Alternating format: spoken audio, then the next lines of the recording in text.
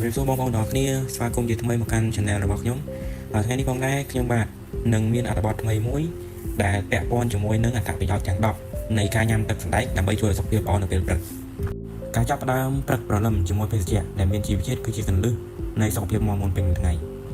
សម្រាប់លោកអ្នកដែលមិនអាចពិសាទឹកដោះគោបានឬក៏ចង់បានរបបអាហាររុក្ខជាតិដ៏មានគុណប្រយោជន៍ទឹកសណ្តែកសៀងគឺជាជម្រើសដ៏វិសេសវិសាលបំផុតសម្រាប់រាងកាយ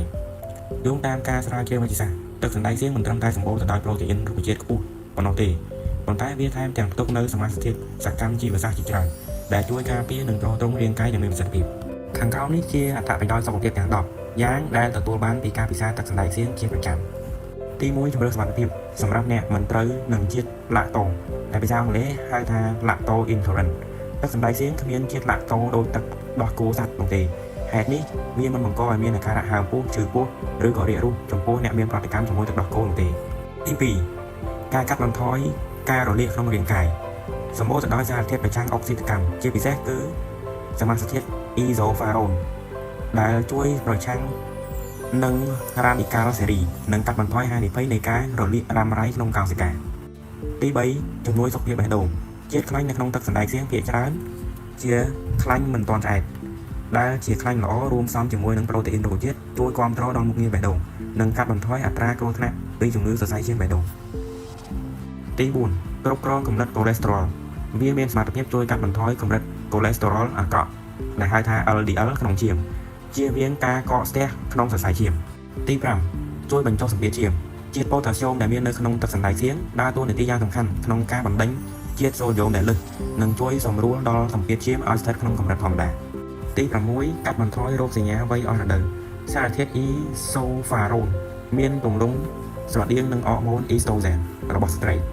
ការពិសាទឹកសណ្តែកសៀងអាចជួយបំពេញកង្វះអរម៉ូន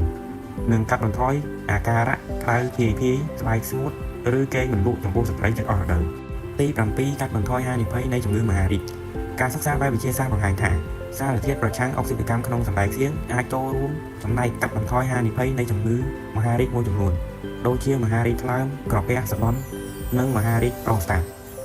ទី8ទ្រទ្រង់មុខងារខួរក្បាលវត្តមាននៃអាស៊ីតខ្លាញ់អូមេហ្គា3ជួយការពារកោសិកាខួរក្បាលបង្កើនការចងចាំនិងកាត់បន្ថយហានិភ័យនៃជំងឺបំពេញបង្គាន់ទី9មានតួនាទីពង្រឹងសុខភាពឆ្អឹង